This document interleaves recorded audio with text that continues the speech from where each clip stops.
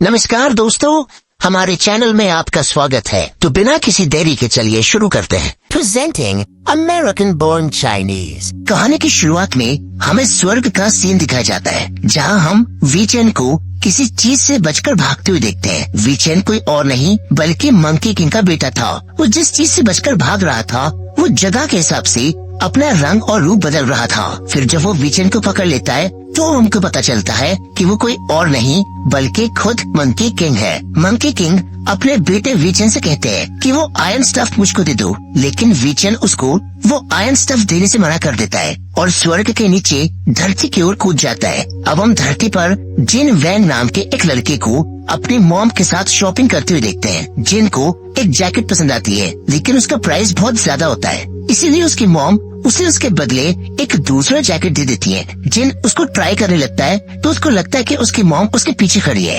लेकिन वो वहाँ पर नहीं होती। वो अपने मॉम की जगह गलती से एक लड़की से पूछ लेता है कि ये कैसा है। वो लड़की उससे कहती है कि हॉट स्टफ, जिस पर जिन उसको कहता है कि आई एम सॉरी, मुझको लगा था कि मेरी मॉम यहाँ पर खड़ी है। जिसके बाद वो लड़की वहाँ से चली जाती है। उसके वहाँ से जाने के बाद उसकी मॉम वहाँ पर आती है, लेकिन जिन को तो वो जैकेट पसंद ही नहीं आता, इसीलिए वो वहाँ से निराश होकर चला जाता है, क्योंकि उसको दूसरी महंगी वाली जैकेट लेनी थी।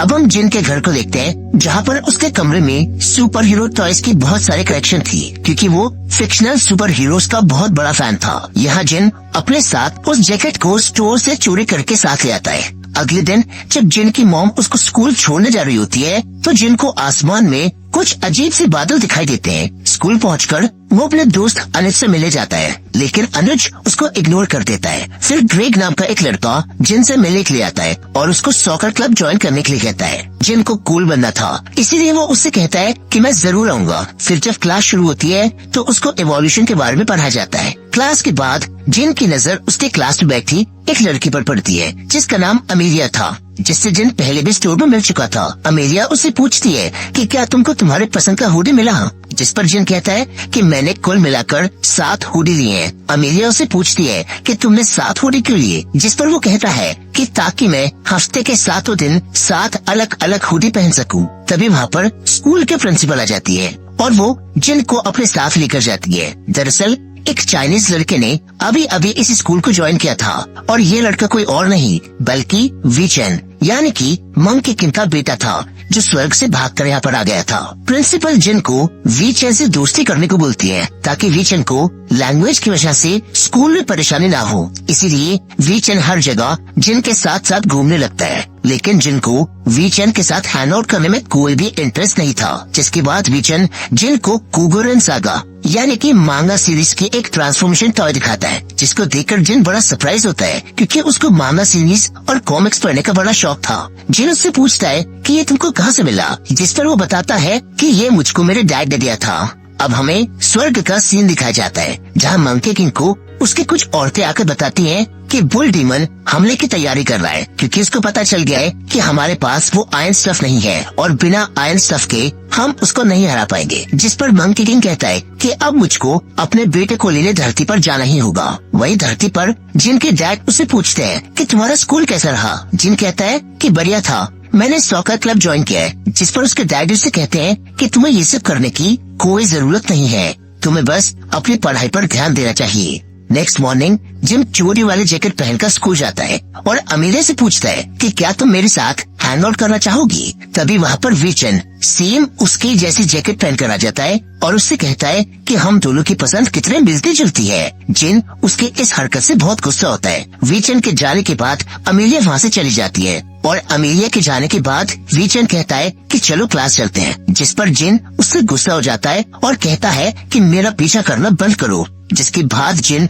गुस्से में वहाँ से जाने लगता है, लेकिन जाते हुए वो एक दरवाजे से टकरा जाता है, जिससे उसका एक छोटा सा एक्सीडेंट हो जाता है। वीचेन उसको वहाँ से उठाता है, लेकिन वो एक बार फिर से उसको धक्का देकर वहाँ से चला जाता है। जिन वहाँ से अपने दोस्त अनुज के पास जाता है, जिसने अपने कॉस्प्ले क्लब के लिए अपने फेस पर पेंट कर रखा था, लेकिन अनुज जिन के बैठते ही वहाँ से चला जाता है, क्योंकि ट्रेविस नाम के एक लड़के ने अनुज और जिन का मजाक उड़ाया था और इसके बावजूद भी जिन उसके सॉकर टीम में शामिल हो गया था। जिन उससे वो सब हंसी मजाक समझकर भूल जाने को कहता है, जिस पर अनुज उसको एक मीम दिखाता है, जिसमें किसी ने जिन के साथ हुए एक्सीडेंट का वीडियो बनाकर उसका मीम बना दिया था, जो बहुत ही तेजी से वायरल हो रहा था, जिसको देखकर जिन बहुत परेशान हो जाता है। जिसके बाद जिन सॉकर खेलने मैदान में जाता है, जहाँ ट्रेवर उसको मीम के बारे में बोलकर चिढ़ाता है, जिससे जिन बहुत गुस्सा हो जाता है। और जब गेम में ट्रेवर बॉल को मारने वाला होता है तो जिन उसको उछलकर एक जोरदार पंच मार देता है, जिससे ट्रेवर की नाक से ब्लीडिंग होने लगती है। जिन की इस हरकत से कोच बहुत गुस्सा होते हैं और जिन को टीम से निकाल देते हैं। लेकिन जब जिन वहाँ से जाने लगता है तो वो वहाँ से जाते जाते एक बॉल को गुस्से में हिट करके जाता है, जिससे कोच काफी सरप्राइज हो जाते हैं। जिसके बाद जिन अकेला बैठकर अपने मीम्स देख रहा होता है, तभी वीचन वहाँ पर आ जाता है, जिससे जिन सुबह में उसके साथ बुरे तरीके से बात करने के लिए माफी मांगता है। वीचन उससे कहता है कि कोई बात नहीं, फिर भी वो उससे पूछता है कि तुम क्या देख रहे थे, जिस पर जिन उसको वो मीम दिखाता है। लेकिन जब वीचन उस वीडियो को देखता है तो उसको मिरर में ग्रेग उसका वीडियो बनाता हुआ दिख जाता है। तभी जिन की मॉम वहाँ पर उसको लेने पहुँच जाती है, इसीलिए वो वहाँ से चला जाता है। जिन के जाने के बाद वीचन को एक ईगल दिखाई देती है, इसलिए वो घबराता हुआ वहाँ से जाने लगता है, जहाँ उसके डैड उसको रोकते हैं और उसे कहते हैं कि तुम यहाँ पर क्यों आए हो। वीचन कहता है कि मैं यहाँ पर फोर्थ स्क्रोल की तलाश में आया हूँ। मंकी के कहता है कि फोर्थ स्क्रोल एग्जिस्ट नहीं करती, ये सब बस एक मिथ है, दुनिया में सिर्फ 3 स्क्रोल है। वीचन कहता है कि नहीं, ऐसा नहीं है, मैंने अपने सपने में फोर्थ स्क्रोल को महसूस किया है। जिस पर मंकी किंग हंसने लगता है और कहता है कि मुझको मेरा आयरन स्टफ वापस लौटा दो और वापस घर चलो। लेकिन वीचन उसे उसकी आयरन स्टफ लौटाने से मना कर देता है, जिस वजह से उन दोनों के बीच लड़ाई शुरू हो जाती है। वीचन अपने डैड से बहुत ही अच्छा लड़ता है, जबकि वो मंकी किंग थे। वीचन अपने बाप की लाठी से उसी पर हमला कर रहा था, लेकिन वीचन ज्यादा देर तक उनका मुकाबला नहीं कर पाता। मंकी किंग अपनी छड़ी लेकर वीचन को मारने लगता है। तभी वहाँ पर एक ब्लास्ट होता है, जिससे मंकी किंग दूर जाकर गिरता है। जिसके बाद वहाँ पर गुआनियन प्रकट होती है, जो वीचन की मौसी थी। उसको देखते ही मंकी किंग उसको नमस्ते करता है। गुआनियन उस आंसू को उठाकर छोटा कर देती है, जिसको वीचन अपने कान में छिपा लेता है, जिस पर मंकी किंग कहता है कि वो इसको लेने जरूर आएगा। अब गुआनियन वीचन को वहाँ से लेकर स्वर्ग चली जाती है और मंकी किंग कुछ नहीं कर पाता। स्वर्ग में जाकर गुआनियन उससे पूछती है कि मैं जानना चाहती हूँ कि तुम धरती पर आयरन स्टफ लेकर क्यों गए थे। जिस पर वीचन उसको बताता है कि मैंने एक सपना देखा था, जिसमें क्रेन ने मुझसे कहा था कि एक गाइड मुझको फोर्थ स्क्रोल को ढूंढने में मेरी मदद करेगा। गुआनियन उससे पूछती है कि क्या उसे क्रेन ने तुम्हें अपने बाप के आयरन स्टफ को चुराने के लिए कहा था। जिस पर वो कहता है कि नहीं, वो मेरा आइडिया था, ताकि जरूरत पड़ने पर मैं फोर्थ स्क्रोल को उससे ओपन कर सकूं। गुआनियन कहती है कि ठीक है, लेकिन तुमको उस आयरन स्टफ का खास ख्याल रखना होगा, क्योंकि ना जाने कितने बुरे बुरे डीमंस उस आयरन स्टफ को पाना चाहते हैं। जिसके बाद गुआनियन कहती है कि अगर फोर्थ स्क्रोल सच में है तो उसको किसी गलत हाथों में पड़ने से पहले हमें ढूंढकर अपने कब्जे में लेना होगा। जिसके बाद गुआनियन एक जादू करके एक ही झटके में स्वर्ग से वीचन के साथ धरती पर आ जाती है। अब हम जिन को देखते हैं, जहाँ उसकी माँ से कहती है कि तुम्हें कोच से बात करने का ट्राई करना चाहिए, क्या पता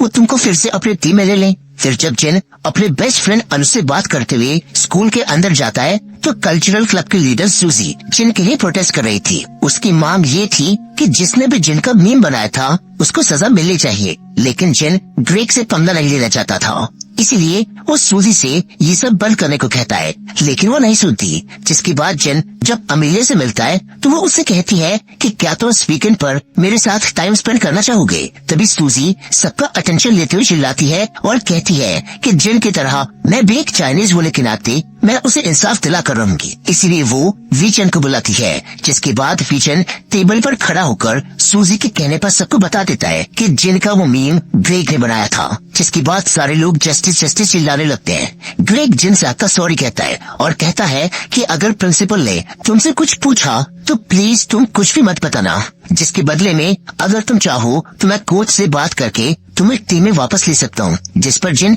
उसकी बातों को मान जाता है। इधर हम जिन के डैड को देखते हैं। उसके डैड सालों से एक ही कंपनी में काम कर रहे थे, लेकिन उसकी पोस्ट और पैसे अब तक नहीं बढ़े थे, जिसको लेकर जिन के डैड और मॉम हर रोज परेशान रहते थे। इसीलिए जिन की मॉम हर रोज उसके डैड से अपने ऑफिस में अपने पोजीशन बढ़ाने को लेकर बात करने को कहती थी, लेकिन वो कभी भी इस बारे में अपने बॉस से बात ही नहीं कर पाते थे, जिससे कि आए दिन हर रोज उन दोनों के बीच में लड़ाई हो रही थी। नेक्स्ट डे जब जिन स्कूल जाता है तो कोच उसको अपने पास बुलाते हैं और उससे कहते हैं कि ग्रेग ने मुझको बताया कि तुम एक अच्छे लड़के हो और एक अच्छे सॉकर प्लेयर भी हो, इसीलिए आज से तुम मेरी टीम में हो। ये खबर सुनकर जिन बहुत खुश होता है। वह वीचन को पिग डीमन किचन में चोरी करते हुए नजर जाता है, जो उसे देखते ही उसके ऊपर हमला कर देता है। लेकिन वीचन उसे खाने का लालच देकर बहुत मारता है। लड़ाई की आवाज सुनकर जिन किचन में आ जाता है, लेकिन तभी वो पिग मॉन्स्टर से टकराकर बेहोश हो जाता है। जिसके बाद वीचन कहता है कि जब मेरे डैड मुझको नहीं ले जा सके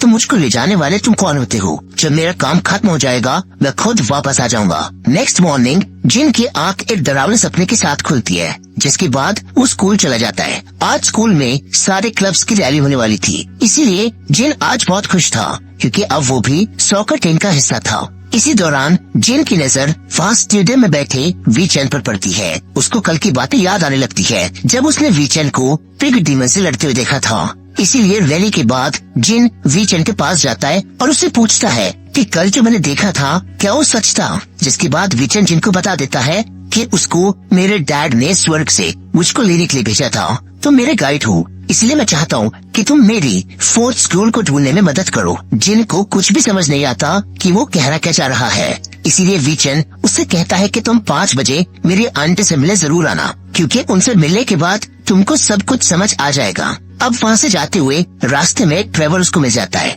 और उससे कहता है कि स्कूल के बाद मैंने एक पार्टी रखी है, तुम वहाँ पर जरूर आना।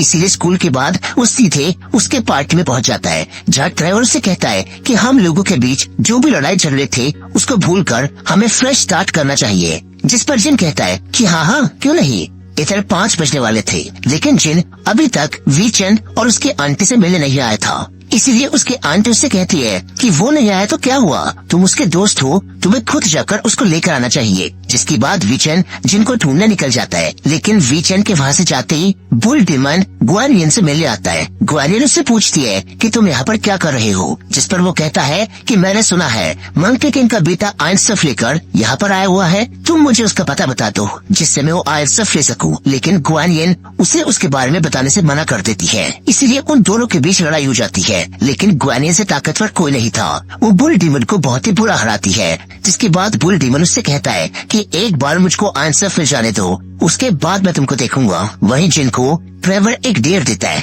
वो उसे कहता है कि तुम हमारे सॉकर टीम में नए आए हो, इसलिए तुम्हें अपनी लॉयल्टी साबित करनी होगी। इसीलिए तुमको टॉयलेट पेपर चुराकर 9 बजने से पहले बियर के ऊपर रैप करना होगा, और अगर तुमने काम कर दिया तो हम तुम्हें एक गोल्डन ट्वीट्स गिफ्ट करेंगे। लेकिन जब वो टॉयलेट से टॉयलेट पेपर चुराकर आने लगता है तो रास्ते में उसको वीचन मिल जाता है। जिन उसको देखते ही कहता है कि मैं तुम्हारी आंटी से मिलने ही आ रहा था, लेकिन इससे पहले ट्रेवर ने मुझको अपनी टीम में लेने के लिए टॉयलेट पेपर चुराकर एक 15 फीट लंबे स्टैचू को रैप करके उसके सामने एक सेल्फी पोस्ट करने का डेयर दे दिया। जिस पर वीचन उसे पूछता है कि अगर मैं तुम्हारी ये करने में मदद कर दूं तो क्या तुम मेरे आंटी से मिलोगे? जिन कहता है कि हाँ क्यों नहीं। जिसके बाद वो दोनों उस बियर के स्टैचू के पास जाते हैं। वीचन अपने कान से अपने आयरन स्टफ को निकालकर बियर के ऊपर चढ़ा देता है और जिन से टॉयलेट पेपर को अपनी तरफ फेंकने के लिए कहता है। जिन जैसे ही टॉयलेट पेपर फेंकता है, वीचन अपने आयरन स्टफ से पूरे बियर को रैप कर देता है। जिसके बाद जिन उस बियर के साथ एक सेल्फी लेकर ट्रेवर को भेज देता है। अब वीचन जिन से अपने साथ चलने को कहता है, लेकिन जिन उसे कहता है कि मैं तुम्हारी आंटी से कल जरूर मिलने आऊंगा, क्योंकि अभी मुझको पार्टी में वापस जाना चाहिए। और जिन के वहाँ से जाने के बाद वहाँ पर बुल डीमन आ जाता है, जो वीचन से उसके आयरन स्टफ को छीन लेता है और उसको लेकर वहाँ से भाग जाता है। वहीं जिन गोल्डन ट्रीट के साथ घर पहुँचता है और आज वो बहुत खुश था, लेकिन घर आकर वो वीचन के टॉय को देखता है और उसके बारे में सोचता है कि आखिर वीचन है कौन और उसके पीछे क्यों पड़ा है। इधर वीचन जब अपने आंटी के पास पहुँचता है तो मंकी किंग भी अपने पेट डीमन के साथ वहाँ पर आते हैं और वीचन से कहते हैं कि मैंने तुम्हें पहले भी समझाया था ना कि वो कोई खिलौना नहीं है, अब तुम चुपचाप यहाँ से मेरे साथ वापस चलोगे। इस बार ग्वेनियन भी कुछ नहीं कर पाती और उसको वहाँ से जाने देती है। वही बुल डीमन आयरन स्टफ को अपने अकॉर्डिंग ट्रांसफॉर्म कर लेता है ताकि वो उसको अपने हिसाब से इस्तेमाल कर पाए। जिसके साथ अमेरिकन बॉर्न चाइनीज का ये पहला पार्ट यहीं पर खत्म हो जाता है।